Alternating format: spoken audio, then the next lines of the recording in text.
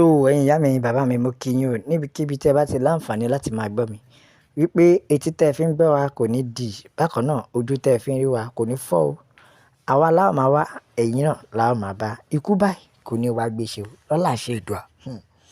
Ǹjẹ́ ẹ ti gbọ́ mo ní kí n sáré gbé yín débẹ̀ ni o ìròyìn ní yàjóyàjó lélẹ̀ ṣé ẹ rí i pé ẹni èpè àti ẹni òfò ni àwọn olóṣèlú Nàìjíríà ìròyìn lẹ́tìkẹ́ o nítorí pé kí ni wọ́n sọ pé àwọn olóṣèlú Nàìjíríà pé ẹni òfò ẹni àdánù wọn kí ni ó fà á tó fi jẹ́ bẹ́ẹ̀ tó fi sọrú ọ̀rọ̀ yìí ẹwẹ́ èèyàn mi Yorùbá nation la fẹ́ òmìnira ilẹ̀ Yorùbá òun ló ṣe kókó. Àṣé ǹjẹ́ ẹ ti gbọ́ wípé àwọn olóṣèlú wọ́n ń gbà ju owó wọn lọ. Ṣé mọ̀ pé bàbá Ọbásanjọ́ jáde of recent tí ó sọ iye tí àwọn sẹ́nìtì ń gbà. Ṣé mọ̀ pé bàbá Ọbásanjọ́ jáde of recent tó sọ iye tí àwọn sẹ́nìtì ń gbà tó dẹ̀ jẹ́ wípé ìgbà tí Akpabio máa jáde ó sọ pé òun ò gbà tó 1 million. Kẹ́ lè mọ̀ pé irọ́ pọ̀ lẹ́nu àwọn olóṣèlú yìí. Kẹ́ lè mọ̀ pé irọ́ pọ̀ lẹ́nu wọn torí ìgbà tí Akpabio máa jáde ó ní pé òun ò gbà tó 1 million ṣùgbọ́n ìgbà tí former senator máa jáde ìyẹn senate president ó jáde ó ní òun gbà tó 20 million ẹjọ́ ta ló ń parọ́ now ẹ wọ ẹ̀yin èèyàn mi. So ìyẹn túmọ̀ sí wípé àwọn olóṣèlú yìí wọ́n gbà kọjá iye tí wọ́n ń sọ gbogbo wa la mọ̀ tẹ́lẹ̀ pé wọ́n gbà kọjá iye tí wọ́n sọ torí pé tí ìbá ṣe bẹ́ẹ̀ ni nígbà tí bàbá Ọbásanjọ́ jáde tó ka àwọn owó tí wọ́n gbà tó dẹ̀ jẹ́ pé gbogbo ọmọ Yorùbá a need láti jí gbogbo ọmọ Nàìjíríà ẹ dìde gbogbo ọmọ Yorùbá ẹ jẹ́ ká dìde fún òmìnira wa nítorí pé èyí táwọn aráabí gbà wá ó ti tó torí nígbà tí bàbá Ọbásanjọ́ gbé jáde tó sọ pé kí wọ́n stop àti máa design ṣe pọ̀ pé nísìn àwọn senate ló ń decide salary táwọn fẹ́ gbà àpapọ̀ àwọn olóṣèlú ló ń decide salary tó fẹ́ gbà torí ìgbà tí bàbá Ọbásanjọ́ gan sọ ó jẹ́ kó yé wa wípé wọ́n gbowó shooting allowance wọ́n gbowó newspaper allowance wọ́n gbowó wardrobe allowance wọ́n gbowó maintenance vehicle allowance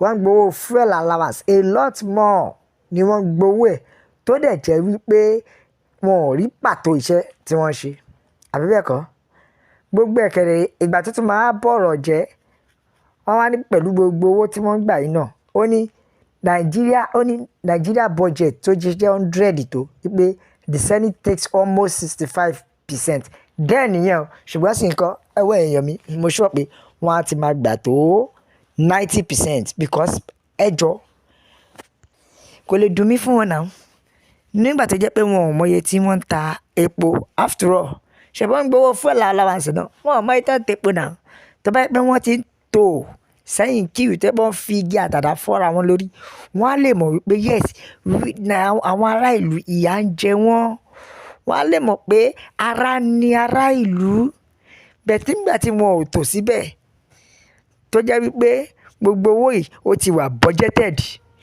at the end of the time ẹ wá ní kó má fi igi ẹ wá ní kó má fi àdá àti ṣíà àti gbogbo nǹkan léra wọn kiri ní house of reps wọ́n ṣe ní má ṣe bẹ́ẹ̀ tó jẹ́ wípé àti wọn ò tiẹ̀ kí ẹ̀ bámúbámú ni mo yó ní ìlú tí àwọn lù ẹ wo ẹ̀yin ìyá mi ẹ̀yin bàbá mi òmìnira ilẹ̀ Yorùbá ló ṣe kókó ṣe rírí ta fi ń pariwo fún yín pé ẹ jẹ́ kó oníkálukú lọ lọ́tọ̀ọ̀tọ̀ ṣe rírí ta fi ń pariwo fún yín pé ẹ jẹ́ kí oníkálukú pín nítorí pé a lè máa continue báyìí lọ yes we can't continue like this.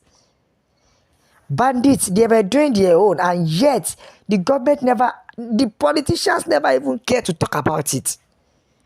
Bẹ́ẹ̀ ni àwọn ò kẹ́ láti sọ̀rọ̀ nípa ẹ̀ àwọn agbésùnmọ̀mí ṣe títí wọn tó bí pé wọ́n wọlé back to back wọ́n gbé àwọn èèyàn wọ́n pa wọ́n á tún demand ransom débi pé òkú wọn lọ́wọ́ máa tún ṣe kí ni wọ́n á ti pa wọ́n pẹ̀lú bó ṣe demand fún ransom tó still yet the government never do anything yes wọn ò ṣe nǹkan kan ẹ wo ẹ̀yin ìyá mi ẹ̀yin bàbá mi Yorùbá nation la fẹ́ o ẹ wo òmìnira ilẹ̀ Yorùbá òun ló ṣe kókó fún wa nílé lóko lọ́nà lẹ́yìn odi níbikíbi tẹ́ bá láǹfààní àti máa gbọ́ wa ẹ wo Yorùbá nation òun la fẹ́ ẹ̀yin ìyá mi ẹ̀yin bàbá mi ẹ dákun ẹ bá mi share ẹ jẹ́ kó lọ viral ẹ jẹ́ kó lọ káàkiri nílé lóko lọ́nà lẹ́yìn odi ní gbogbo ibikíbi tí ọmọ Yorùbá bá wà wípé Yorùbá nation òun ni a fẹ́. Òmìnira ilẹ̀ Yorùbá òun ló ṣe kókó fún wa o. Ṣé ẹ rí ìdí tí a fi ń sọ wípé òmìnira ilẹ̀ Yorùbá la fẹ́? Nítorí pé kí ni? Olóyè Adéyẹmọ Sunday Igboho Òòṣà, bàbá kẹ́pẹ́, ikú ò ní pa yín fún wa. Ara nǹkan tí wọ́n rí rèé tó fi sọ wípé ẹ jẹ́ kó ní kálukú lọ lọ́tọ̀ọ̀tọ̀. Ara àwọn nǹkan tó rí rèé tó fi sọ pé ẹ jẹ́ kó ní kálukú lọ ní ọ̀tọ̀ọ̀tọ̀. Òmìnira ilẹ̀ Yorùbá òun ló ṣe kókó fún wa. Torí pé a ti mọ̀ pé there's nothing this government want to offer us except than to ruin us. Bẹ́ẹ̀ ni náà, kò sí àǹfààní tó fẹ́ fún wa bí kò ṣe pé ikọ̀ ti jẹ́ kí wọ́n run wá, bí kò ṣe wípé kí wọ́n ba ilẹ̀ wa jẹ́. After all, 1914 amalgamation ti end. Yes, ìyẹn ti end. Then why are they still keeping Yoruba people? Kí ló dé tó tún fi ń dá wa dúró? Ẹ wo ẹ̀yin ìyá mi, ẹ̀yin bàbá mi, ṣe mọ́sẹ̀, ẹ jẹ́ ká lọ. Ṣe rí gbogbo àwọn ìjọba yìí. No wonder ìgbà tí bàbá Ọbásanjọ́ tó sọ pé gbogbo àwọn ìjọba yìí pé most tí wọn they are not there to work for the people. Bẹ́ẹ̀ ni, torí ìgbà tó sọ tẹ́lẹ̀ tó ní gbogbo wọn pé most of them deserve to be in jail, kò parọ́. Ara nǹkan tó rí yìí, torí pé most gbogbo wọn they earn more than the salary they are supposed to be earning. Ẹ̀yin náà wò, nígbà tí odidi senate ti ń gba 20 million pẹ̀lú bí nǹkan ṣe hard tó ẹ jọ báwo la ṣe fẹ́ survive. At least kò mọ àwọn allowances níbẹ̀ tó dẹ̀ jẹ́ wípé kò sí nǹkan kan tí anybody lè ṣe. Ẹ wo ẹ̀yin ìyá mi, ẹ̀yin bàbá mi, òmìnira ilẹ̀ Yorùbá ló ṣe kókó.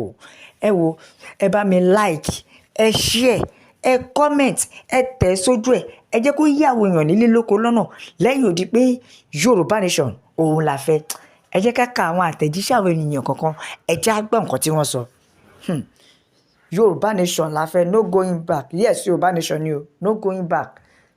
Yorùbá nation is the only way. Yes, Yorùbá nation náà ni òun nìkan ní ọ̀nà àbáyọ. See the amount, if you know the amount these politicians are earning and we are complaining of hardship, why can't they bring down their price? Èmi ò mọ̀ yẹn o. Tó túmọ̀ sí wípé kí ló dé tí wọ́n fi lè já gbogbo àwọn owó tí àwọn ará bí ń gbà kí wọ́n fi ṣe kíni, kó fi ran àwọn ará ìlú lọ́wọ́. Tó dẹ̀ jẹ́ wípé ará ìlú ń pariwo ebi, ará ìlú ń pariwo ìyà. Ẹ wo ẹ̀yin ìyá mi, ẹ̀yin bàbá mi, Yorùbá nation la fẹ́. Òmìnira ilẹ̀ Yorùbá la fẹ́. Ẹ máa bá mi kọ sí comment section. Ẹ jẹ́ kó yé wọn pé Yorùbá nation is the only way. Ẹ máa bá mi kọ sí comment section pé we want to regain our freedom. Ẹ máa bá mi kọ sí comment section pé God bless Yorùbá nation, God bless my country. La fi fàsìkò ìdágbére fún yín pé àgbẹ̀ oníroko títí kó gbàgbé ilé, la fi sọ pé ó dàbọ̀.